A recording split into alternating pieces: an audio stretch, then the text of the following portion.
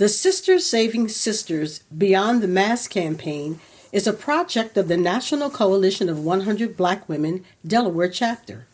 Made possible by Newcastle County CARES Act funding with support from the state of Delaware. Our messages are by Black women, for Black women. Sisters Saving Sisters acknowledges the unique lived conditions of Black women and our families along our journey for racial equity. The National Coalition of 100 Black Women Delaware Chapter is a nonprofit membership organization affiliated with 61 chapters throughout the United States. Through advocacy, we work as change agents to influence policy and direct resources to promote gender equity in the areas of health, education, and economic empowerment. Our vision is for Black women and girls to live in a world where socioeconomic inequity simply does not exist. When the World Health Organization declared the coronavirus a pandemic, the Delaware chapter activated strategies to help prevent the spread of COVID-19. Let's face it, women are on the front lines as essential workers. Far too many Black women in the food, sanitation, healthcare, poultry, and other industries are unable to shelter in. 82% of Black women in Delaware are family breadwinners. We are daughters, sisters, caregivers, teachers, wives, counselors, ministers, healthcare professionals, and so much more. There is no denying 2020 has been a tough year of protest, a never-ending election season, and a global pandemic that continues to rage across Delaware. New cases are skyrocketing and hospital capacity is being stressed. Black women remain almost 4 times more likely to be hospitalized with COVID and almost 3 times more likely to die from it. We ask ourselves, how long can we hang on? And where can I find a moment to just exhale? The National Coalition of 100 Black Women encourages you to take a breath and take a break, to de-stress, find your center, recharge, and renew. Please go to www.beyondthemask.info to find resources to help make informed decisions for ourselves and our families. We owe it to ourselves. Find the help you need at www.beyondthemask.info. Take a breath. Take a break, take care, and mask up.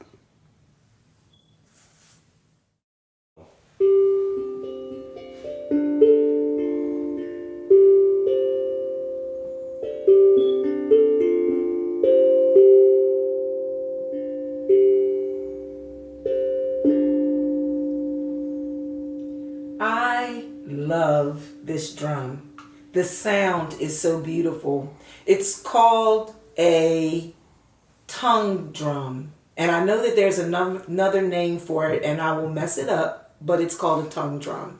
And it's called that because of these metal tongues. What I love about it is the beautiful sound that comes from it.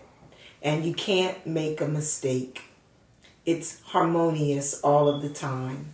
And that's what we're going to talk about today, living your life in a harmonious place. I'm your host, I'm Kim Graham, and we're going to take a journey on today as we look forward to the new year. I am a part of the Delaware State University family, Go Hornets, and I'm a member of the psychology department, an adjunct professor there, and also a part of a new initiative to establish approaches to healing trauma in the African American community.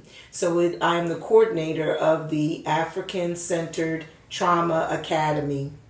And so what we're going to talk about is, how do we begin to plan for what we want in the future right now? And you might be asking, well, what in the world does this drum have to do with that conversation? I just want to use the drum as a metaphor for our conversation around wellness and talking about how do we live a healthy, whole, and complete life. So as we're looking forward to everything that 2021 can hold for us, and some people go the route of creating resolutions, and other people just make decisions that they're going to work on certain things, this is a conversation about narrowing down some areas where you like to see growth and improvement in your life. What is wellness? Wellness is a sense of feeling healthy in your mind, your body, and your soul. It's a sense of feeling that you have a sense of well-being. Not only that you're happy or joyous, but that you feel good about life, and that you think that you have a certain level of they use a fancy word called homeostasis, and homeostasis is pretty much saying balance, a sense of balance in your life. And so today we're going to talk about finding that sense of balance across several different areas of your life. And so just like this drum has different tongues, when you talk about wellness and health, many of us think about physical health. We go see a doctor.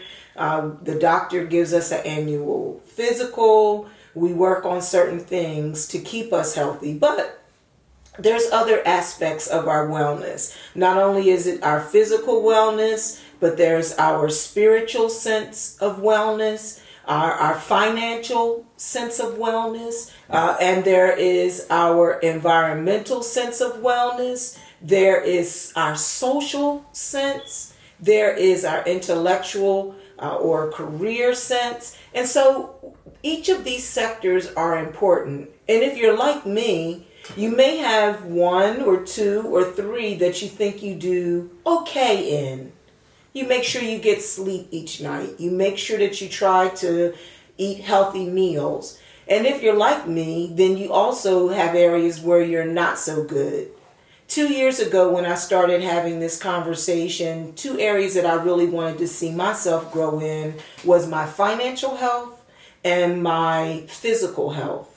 And I really thought it was important that if I was going to have conversations with other people about their wellness, that I needed to be on a committed journey to my own. And so I'm like really excited because I just sent off the last payment on my house. Woo-hoo-hoo! And even though my credit isn't exactly what I want it to be, it is better than it was. And I still have a journey to go on my physical health, but I'm down 30 pounds and I kept that 30 pounds off even during Corona. So I'm giving myself a pat on the back. I said that all to say that a big part of that journey was just making a decision to make it a part of my journey. Every day hasn't been a day where I could say I was on track or that I did everything I was supposed to do, but somehow by setting the intention, I was able to see growth.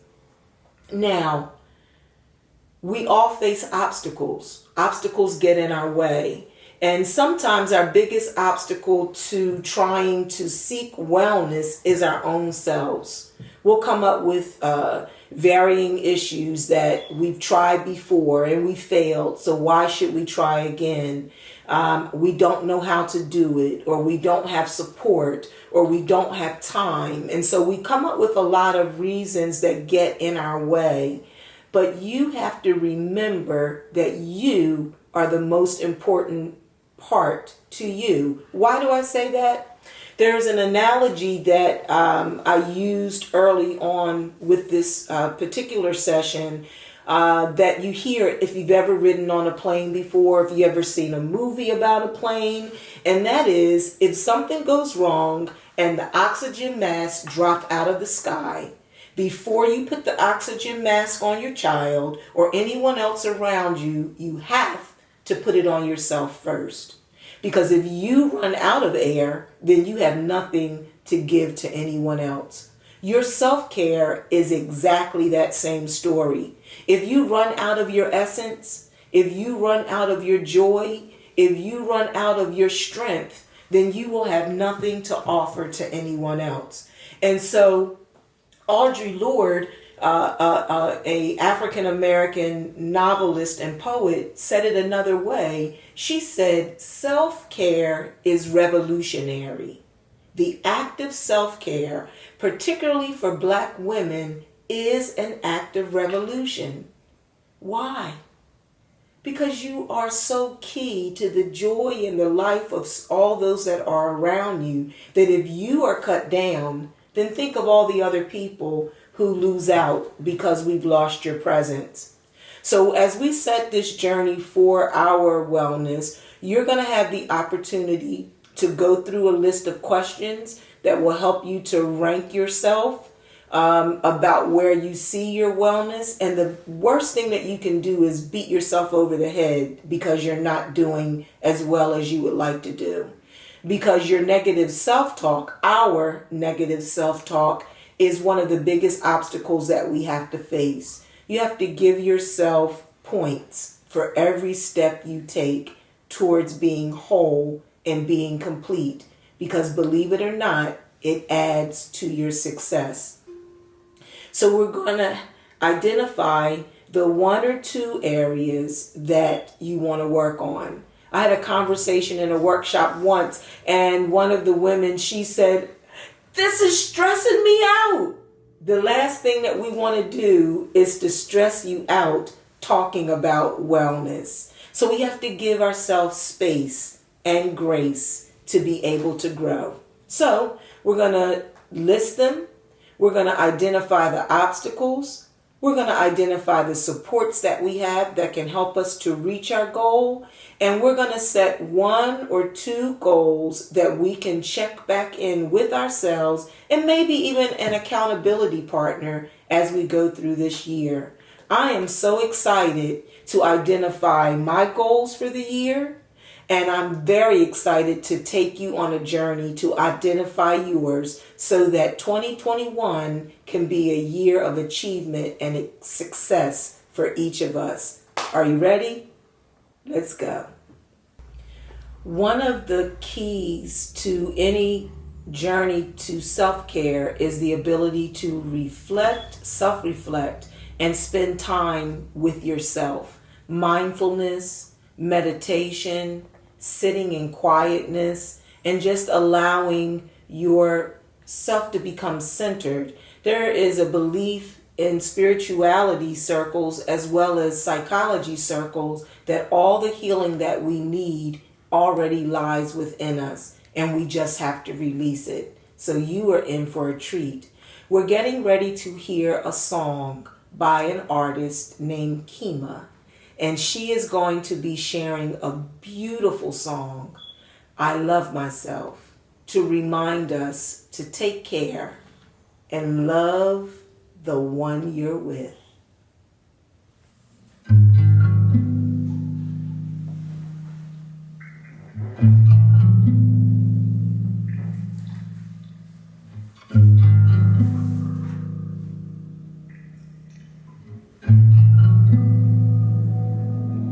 I love myself. There's only one me, a perfectly unique expression of love. I love myself. There's only one me, a perfectly unique expression of love.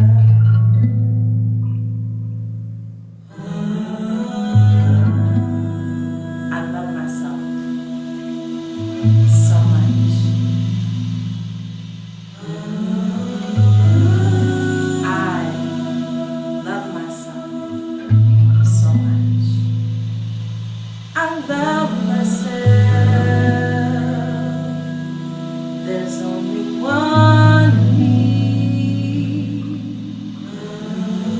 perfectly unique expression of love. I love myself. There's only one me, perfectly unique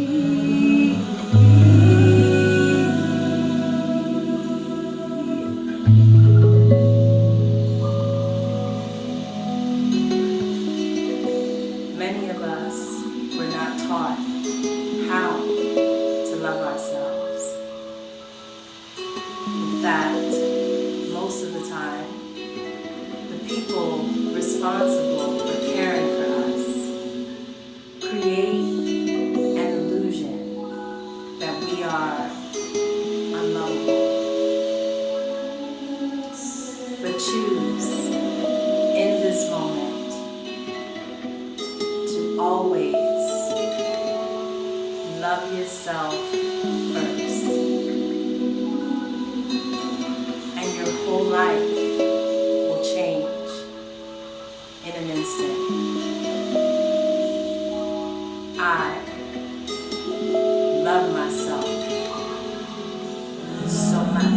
Love is me, love is me, love is me, love is me, love is me, love is me, love is me, love is me, love is me, love is me, love is me, love is me, love is me. Oh, feels so good to love myself the way that I should. Oh, feels so good to love myself the way that I should.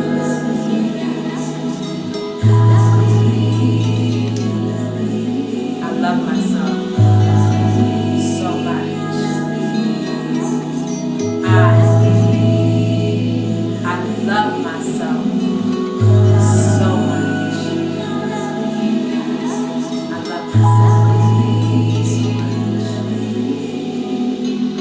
Love is me. Love is me. Love is me. Love is me.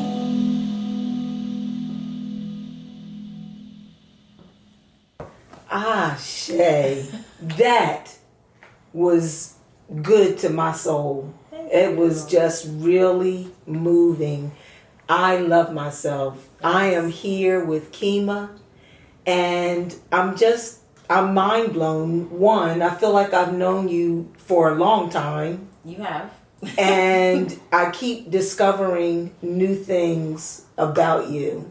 I've known about your dancing. I've known about your caring for children, and just all the wellness journeys that you take. But I didn't know you sang. Yeah. So that's pretty cool. So tell us why you wrote the song, and let us know a little bit about your experience, your journey with singing as well. So it's interesting that you say that, because I actually, like, in the early part of my life, sang all the time. And then I stopped singing, like, I think maybe around 18, 19 years old. I'm not sure exactly why, but I stopped singing publicly, I should say. And so I kind of like switched gears, and I had my daughter, who you know, very, very young. I had her at 21. And so, you know, when you have children, it becomes all about the child. So I put a lot of attention and focus into her, and then career and all those things. So but I really stopped singing. I used to write all the time, write music all the time. I stopped doing all of that. Wow. And then when I started to meditate, I would come out of meditation often with songs. So I Love Myself was one of those songs that kind of came out of me one day after meditation. So, and then the songs I would record on my phone, keep them for myself, and I would sing them to myself often. You know, and then I started sharing them with certain people, and when I did, they would say, Kyma, you know, I've been singing that song. It's like always playing in my head. And so I was like, you know, maybe I should record this. That is so powerful. And it just underscores the whole idea around affirming yourself, to sing to yourself and to have it to come out of a meditative place is just the ultimate in centering. You said something earlier that when you were a new mom, you didn't make time for yourself. And as we have this conversation about wellness, I know that there's going to be moms that are listening in. And I know that it can often be almost a source of guilt to take moments for yourself or to find time to spend with yourself. Is that something that you relate to? Oh, definitely. What was that experience like for you, and what did you tell yourself to allow you to give space? I think, for me personally, I feel like I didn't necessarily say like, or feel that it was selfish for me to put that focus on myself. I just was always so busy, and I really used the busy more as a way to deter me from taking that extra time. Well, I just don't have time. I don't have time to go and do what XYZ, So that is what I use more. And I've heard that a lot from people, from I don't have the time, I don't have the money. Oh, you go to the spa, that's nice. I don't have the money for that, that type of stuff. But when you start to put your wellness at the top of your to-do, yes, then, and you make it, and you start to see how you feel. You start to see how you feel after doing that, then you start to want to do it more and more, and you start to feel good about doing it because you know how you feel. It's like a fix. Yes, you know how you feel after. You're actually able to handle all those busy things. Exactly. Even more. So, exactly. Yeah. The other thing that I was thinking about while you were speaking, that I think the other thing that I really have enjoyed about catching glimpses of you along the way is, one, your transparency about your own, I don't want to say struggle with loving yourself, but the reality is that even when you're on a wellness journey, it doesn't mean you automatically feel 100% great about you every day, and you still are going through different levels of embracing you. Yeah. And I think that can help give people courage too. So I wanted to ask you, how did you find the courage, or what was your sense of motivation when you would hit bumps in the road where you may either have felt not up to it, or even dealing with something that you didn't like so much? What kept you on your journey over the years? So I once heard this quote, and I'm not sure exactly who I heard it from, but something along the fact of like, people run from pain to pleasure. And so that's just like natural human. You want to be in pleasure, you don't want to be in pain, right? So I think when you choose self-care, things that make you feel good, you tend to want to keep doing it. So for me, like, one of the first things I chose was meditation. I started with just 5 minutes, giving myself 5 minutes when I woke up, and I made a special place in my room that was like my space, that I went into that space. And every time I came out of that space, I felt amazing. And so that is what kept me going to that space. And then at times when I would not go, I saw how different my day was, And so, but that's where I started. You should start somewhere, but I think with self-care, and you said the word journey, which is exactly what it is. And even though I've been meditating for 6 years now, I still have time where I fall off the wheel. I fall off, and I stop doing it for a little bit. But like I said, the more you do it, the more you can feel when Mm-hmm. that big hit when you don't do it for Yes. yourself, you know. Yes. So Yeah. I have been experiencing what happens when you spend time in mindfulness, and how even after you come out of it, how much more attuned you are with things. Yeah. And so I'm hopeful that as people listen to this song, yeah, that they are going to be taken into sweet places of just loving on themselves and yeah, caring about themselves. And I'm hopeful that we're going to keep our ears open for what's new that's coming from you. And just want to thank you for taking the time to share your gift and share the gift that's you, with us too. It's been a pleasure. Thank you. Mhm. Thank you so much for having me. Thank you. We are getting ready to start our future right now. So as you have identified the areas where you would like to grow in your life, and you are ready to join in with other folks who are on a committed journey to wellness, whether it's their first step or their 20th step, we are going to be working together and encouraging each other on this journey. You will find a link in the chat that is going to enable you to join a live conversation, to dig in and dig deep to reach the goals that you're setting for yourself. And the great thing is, none of us are experts. We are all on this journey together and looking forward to reaching our goals. I'm looking forward and hope to see you on Zoom.